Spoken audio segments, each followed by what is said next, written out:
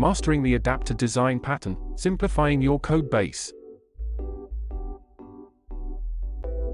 Welcome back, my fellow programming enthusiasts. Today, we're diving deep into one of the most essential design patterns in software development. Say hello to the Adapter Design Pattern. You may have heard whispers of this beauty before, but do you really know how versatile it is? From making your code more readable to simplifying tasks, the Adapter Design Pattern has got your back. In this video, I'm going to break it all down for you. What is the Adapter Design Pattern? So, what exactly is the Adapter Design Pattern? Essentially, it's a structural pattern that allows incompatible interfaces to work together. You can think of it as a translator, converting one language to another. Pretty handy, right?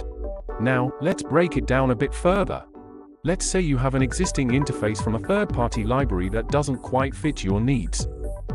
By using the Adapter Design Pattern, you can create a new interface that works perfectly with your code.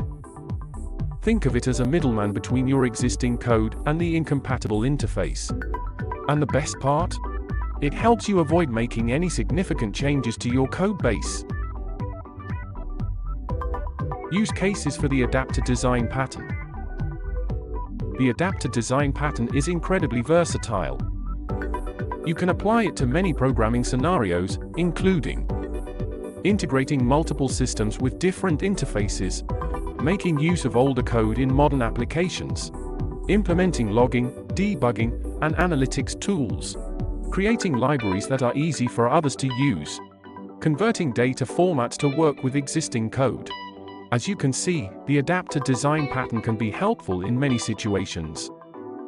It can simplify your code base and improve the readability of your code. Plus, it can help future-proof your application as you can swap out old interfaces with newer ones with the help of the adapter. How to implement the Adapter Design Pattern?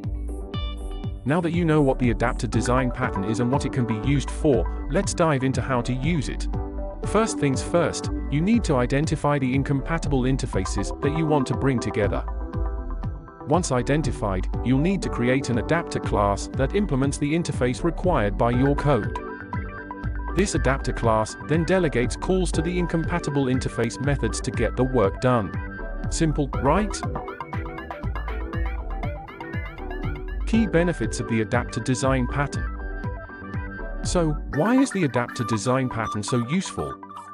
Here are a few key benefits. Greater flexibility in integrating different systems. Improved code readability and maintainability. Easy adaptation to future changes in your code. A cleaner, more straightforward code base. And let's not forget one of the most significant benefits, it saves time. When you simplify your code base, you can focus on other essential tasks without worrying about messy code. Examples of the Adapter Design Pattern in action. What better way to understand the Adapter Design Pattern than by seeing it in action? Here are a few examples of how it's used in the real world. The JDBC, Java Database Connectivity, API acts as an adapter between Java applications and databases.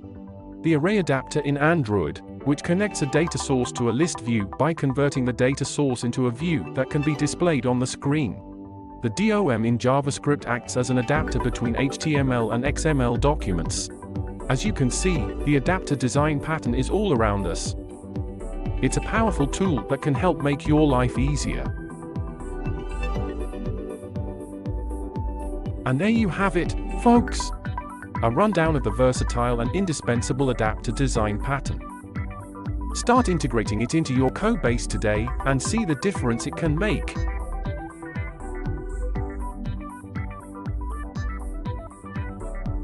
Remember to hit that subscribe button to stay updated on our latest videos. Until next time, happy coding, and don't forget to stay curious.